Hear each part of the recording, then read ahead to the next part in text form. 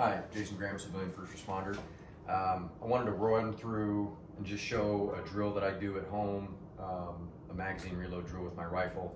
It can also be utilized for a handgun as well. Let me preface this video by saying that I triple, quadruple check all firearms before I start using them for dry fire training. And in fact, if I've got somebody in the house, my wife will also check my firearms for me before I start training, just to make sure I've got a second set of eyes. And I don't use magazines that I load in my dry fire training. I have a separate set of magazines that I store away from my ammunition, specifically so that I don't get them confused, I don't forget. It's a very intentional practice to go grab my dry fire magazines instead of my actual magazines that I load and keep ready. So just a good, if you're gonna dry fire at home, which most people dry fire at home, and then also having something like a bucket with sand in it that you clear your weapons in, just to make sure that you don't let an errant round go off through any of your walls. So that's all been done prior to this video. This is just a drill to practice the muscle memory of reloading a rifle with magazines.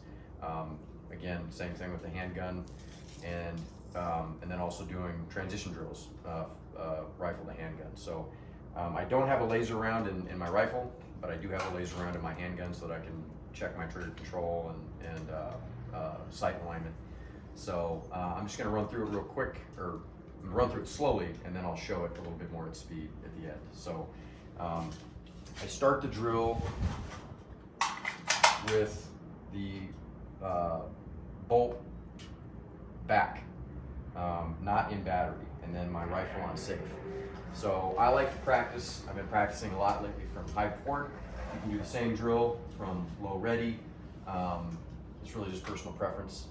I've been training a lot with high port because I believe it gives a little more options as far as workability around corners and whatnot. So that's up to the individual shooter.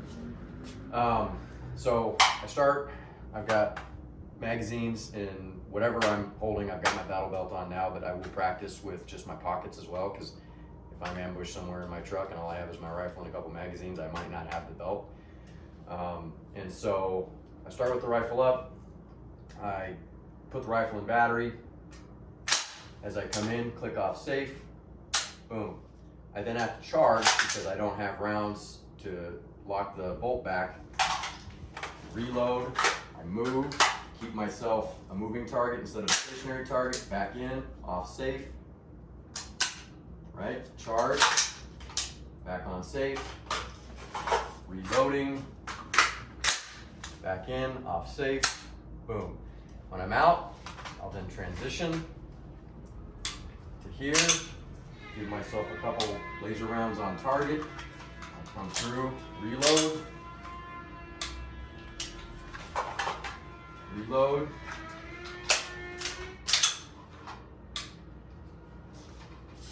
after action drill, and I'll just run through that, 20 or 30 times until things start to get uncomfortable or it's time to go in for dinner. So I'll do this drill again real quick, a little bit more at speed without the explanation, so everybody can kind of see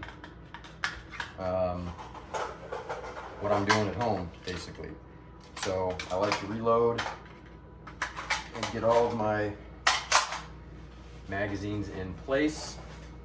Again, I highly recommend doing this both with, if you train with a battle belt, nothing wrong with that, I like it, but also training just with your pockets. Because very likely, if you're a civilian, that's what you're going to be using, right? It's just your pockets. So knowledge of both is good. I've also got a plate carrier that I'll train with as well, because I do carry a plate carrier in my truck.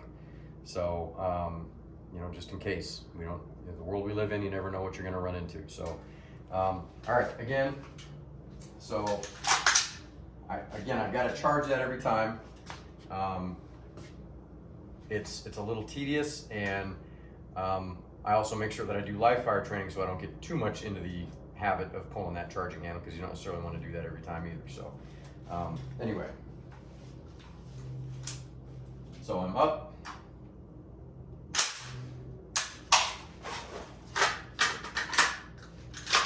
Charge it.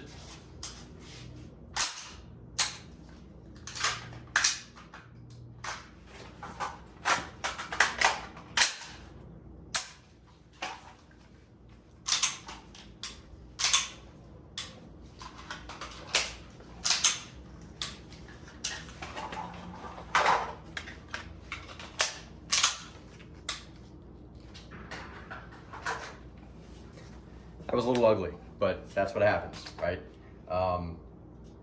If I only film the ones that look good, you know, I'd give a false impression. So sometimes the drills work smooth, and sometimes you gotta work through it as you go.